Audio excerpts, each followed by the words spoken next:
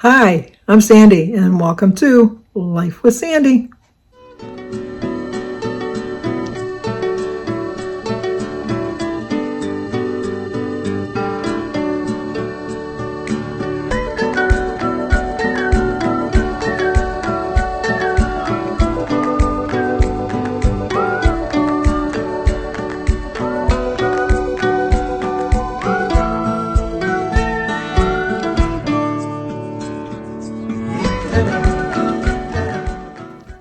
Well, hello. Today is Saturday, November 5th. Sometimes I got to remind myself what day it is. But we do have, I think we have a birthday. In my calendar today, I have Sandra W. as a birthday. So I'll explain that in a minute. But Sandra W., happy birthday to you. Happy birthday to you. Happy birthday, dear Sandra. Happy birthday to you. Cha-cha-cha. Well, if it is your birthday, I want to tell you happy birthday. But the reason I'm questioning it is because today I had put in my calendar that for Sandra W., she'd like some prayers for her hubby for next week. He has to go for some medical tests, and so she wanted everybody to put them on their prayer list. And so I wanted to ask you to say some prayers for Sandra W.'s hubby. And the way my calendar works on my phone is like as soon as I start typing a person's name in, if they've been on my calendar for any other reason, it pops up. And so I have to sometimes be conscious of that so I can erase that off as I'm changing the reason that I'm putting it in for this particular day. So Sandra, if it's your birthday, happy birthday. If it's not, let me know so I can make sure that I got your birthday on the right day, because I think I might have messed up my calendar by putting it on today. So anyway, prayers for Sandra. Happy birthday if it is your birthday. But we also have an anniversary. Today is Patty and Aaron's 30th wedding anniversary. So Patty and Aaron, happy anniversary, happy anniversary, happy anniversary, happy anniversary, happy anniversary, happy anniversary. Well, I hope you have a great anniversary. I gotta get a cup. Just a minute. My throat is really dry today. It's dry in the house. I got my Halloween cup still. I don't know if you can see it. I think it's, yeah, it says the same thing on both sides. It says treat, and then on this side it says, oh, it says it on both sides. I want my mommy. Anyway, it's today I'm having a Lipton's black tea mixed with a peach. I think it's peach. I forget the name of the brand name, but it's a peach tree. It's a peach tea bag, peach flavored tea bag. And then I mix it in my teapot with a regular black tea. So I get the little bit of combination of both. Can't remember exactly. It's one of those, obviously a flavored tea, but I can't think of the name of it. Anyway, that's what I'm having this morning. I did have some breakfast. I had some Kodiak pancakes with some Mrs. Butterworth syrup, the low sugar, or the no sugar one, I think it was. It was only 1 point for a quarter cup. And then my pancakes were 5 points. Forgot the calories. I wrote the calories down, but I forget exactly how many calories it was. And then I had a hard-boiled egg and my tea. So, and I have Oliver. So here's a little clip of Oliver. What you doing, Oliver? Nothing, just playing on my phone. No YouTube video today? Huh? You're not doing a YouTube video today? No, because I'm changing my upload schedule to Monday, Wednesday, Saturday. Monday, Wednesday, today's Saturday though. I uploaded a new video. Oh, later on when you go home today? I already uploaded it. Oh. Yeah, Oliver's working on his channel today. He said that he's changed his schedule, that he does them on Mondays, Wednesdays, and Fridays because of school. School gets in his way, but he'd like his weekends free. Oh, they live the life of that. But anyway, he wanted his weekends free. But then what he likes about coming here is then he uses my devices too. And he is like a whiz. He puts me to shame. He's 10, puts me to shame. So he's got his iPad and he's got my iPad and then he's got his phone and he does everything and he's got himself in the little corner and then he's got, it's amazing. It's just amazing. I gave him my old channel. I had a channel that was just Sandy Carrico that I just, before I had a YouTube channel, that I just commented on other people's YouTube's videos. And so I gave him my channel because it was just easier. And he switched the name around. And he started off with I had 3 subscribers or something like that. And he's worked his way up now. I think he's got 400 and something. So he's doing pretty good. He's doing really well. His is just mostly a gaming channel for kids. And then he does some quick little shorts. He's on TikTok. I don't know why I should say obviously, but nowadays everybody seems to be on TikTok. I am not on TikTok.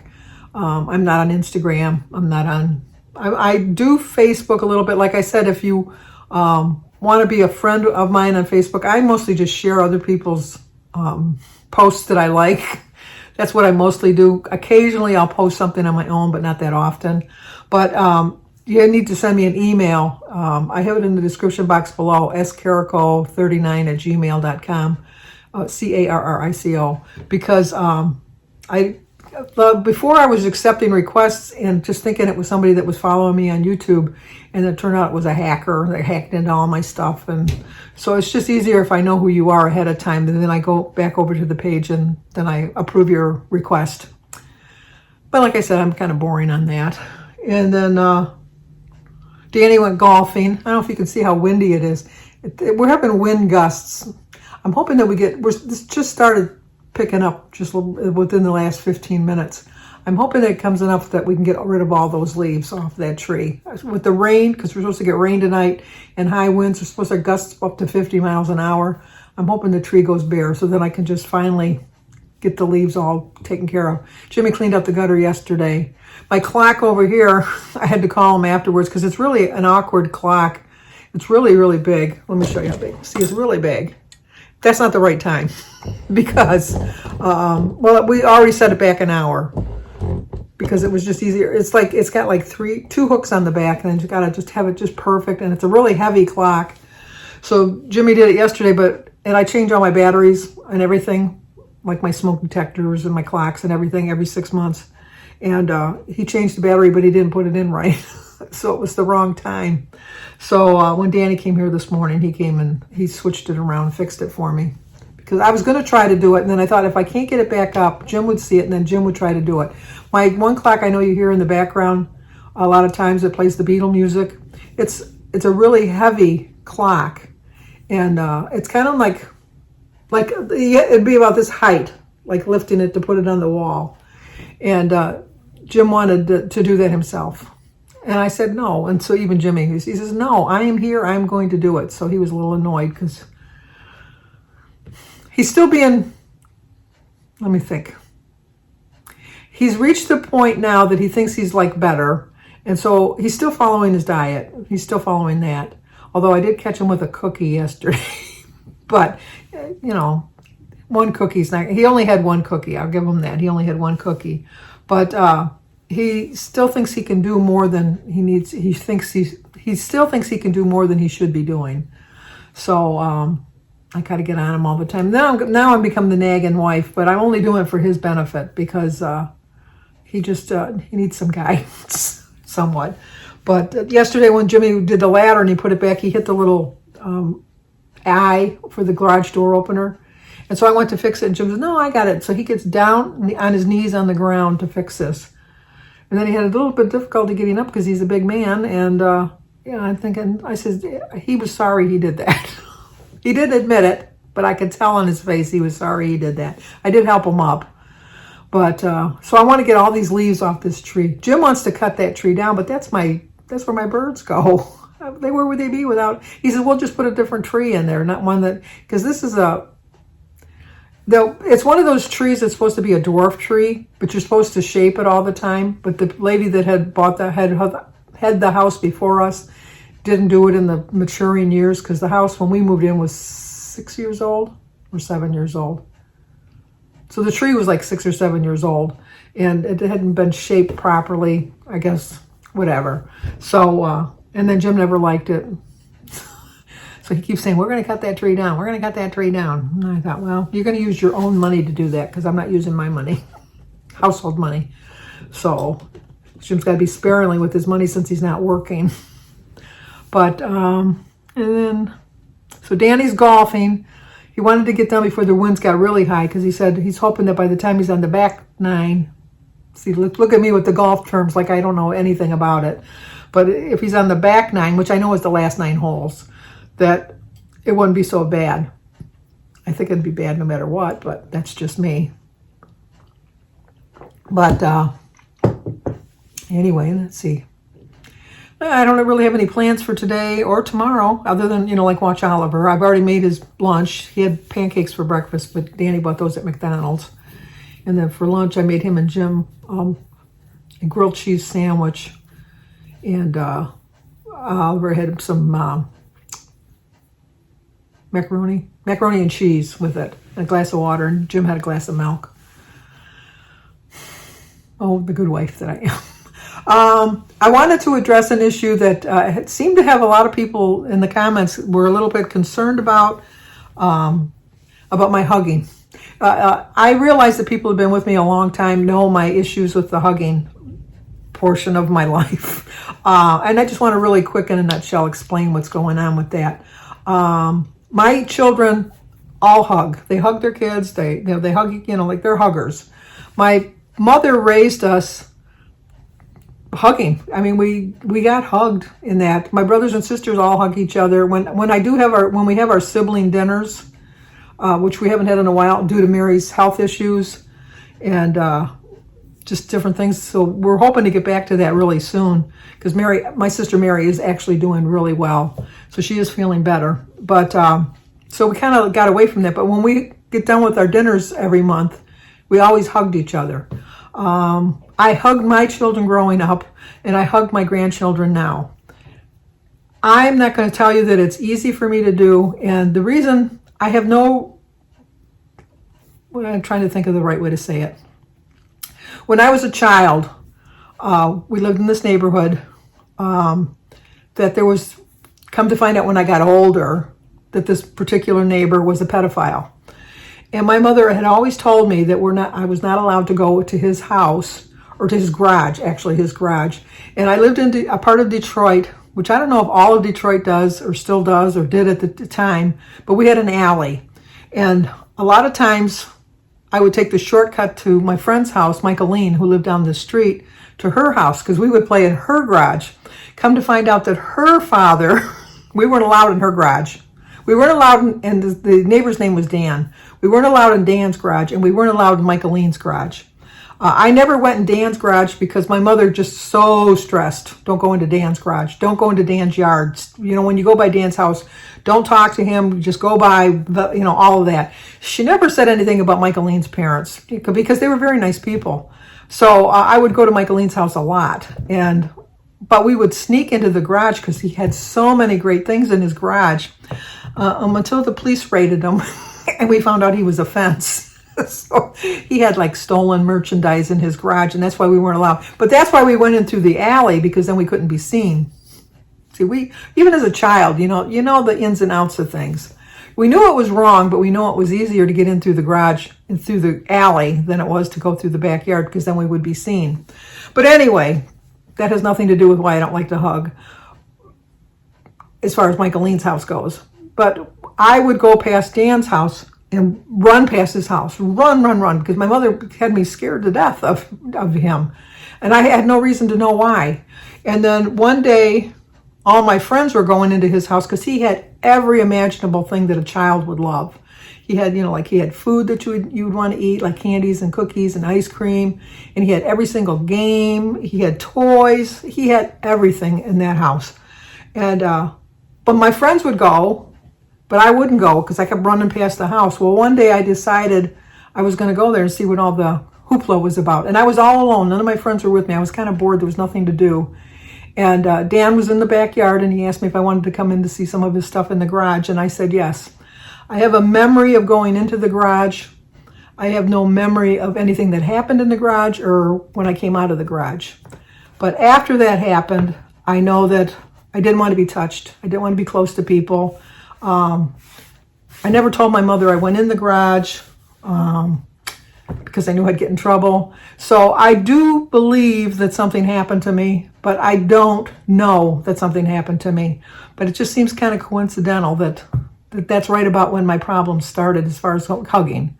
Because even like when my mother would hug me or something, that was just kind of like... So now I have to sometimes consciously think about hugging somebody if it's not a family member, because a family member I know is safe.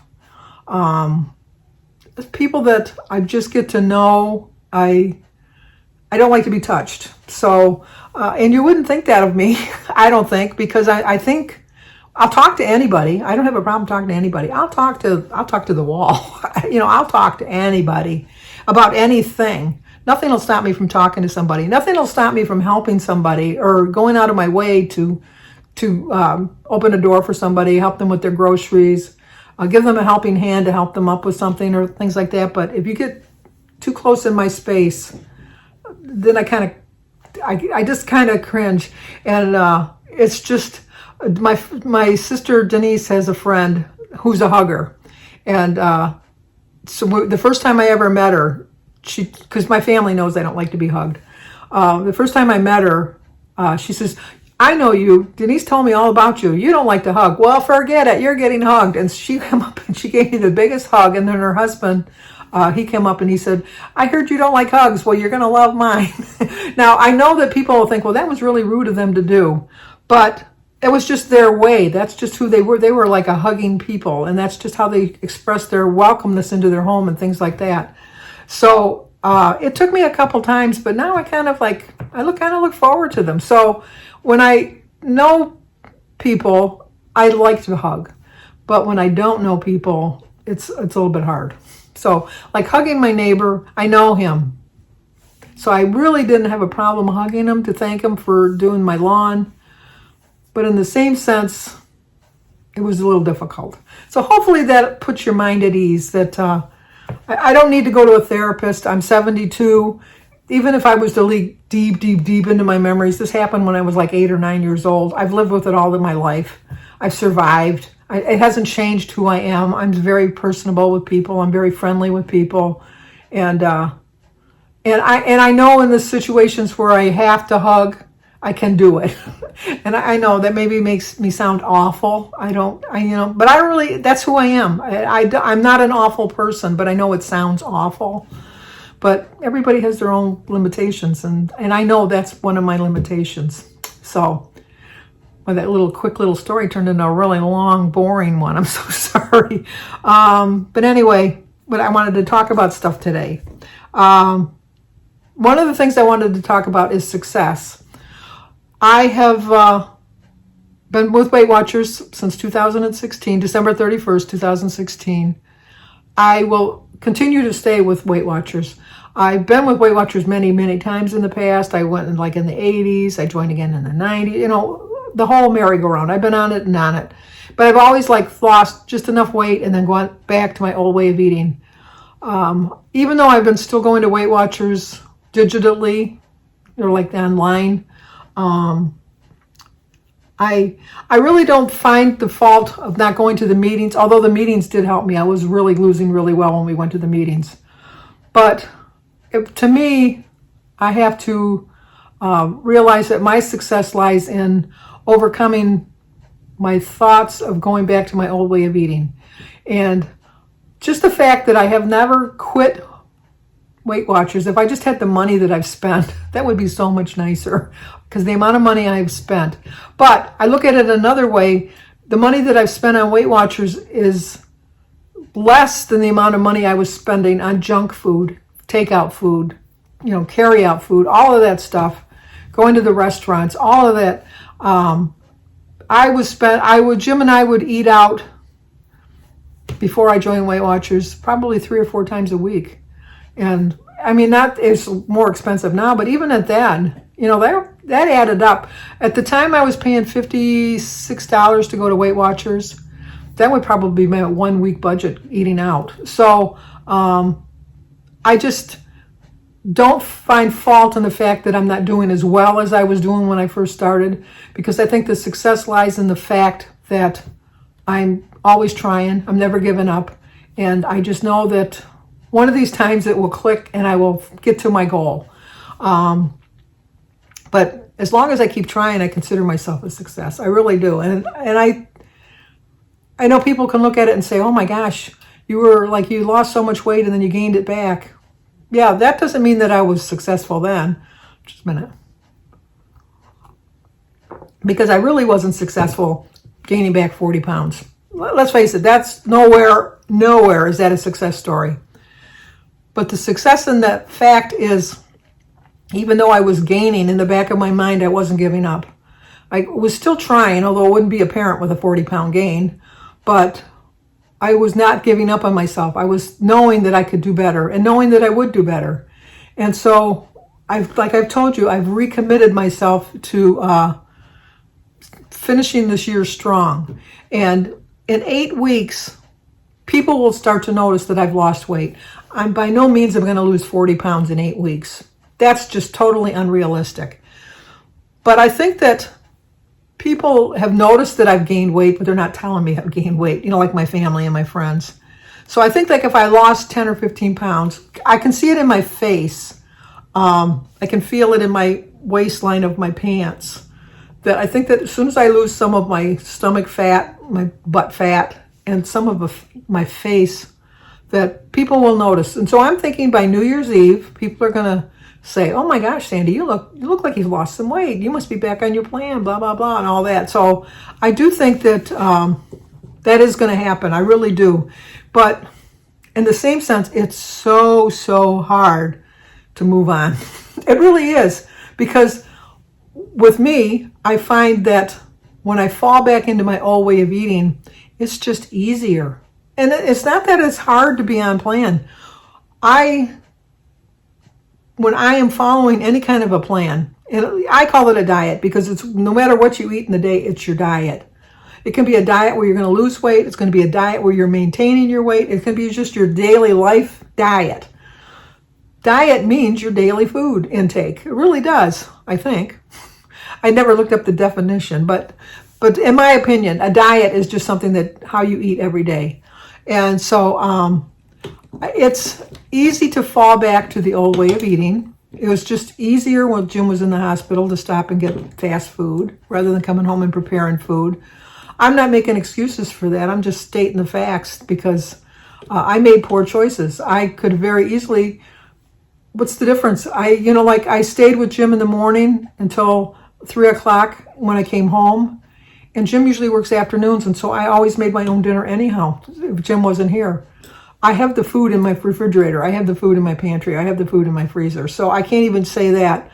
I could take the food out of the refrigerator, thaw, freezer, whatever, and to have it ready for when I got home. So the only person to blame for that poor food choices is the old Sandy. Because the new Sandy that was losing weight and following her plan was feeling really good. And she didn't listen to the new Sandy. She was listening to the old Sandy, who the old Sandy said, what's it going to hurt this one day? Jim's in the hospital. You're under a little bit of stress. Just have this or just have that. I can't do that. I just can't do that. And I know that. So even though it's hard to move on, especially now, this is like the worst time to try to get on a diet to lose weight.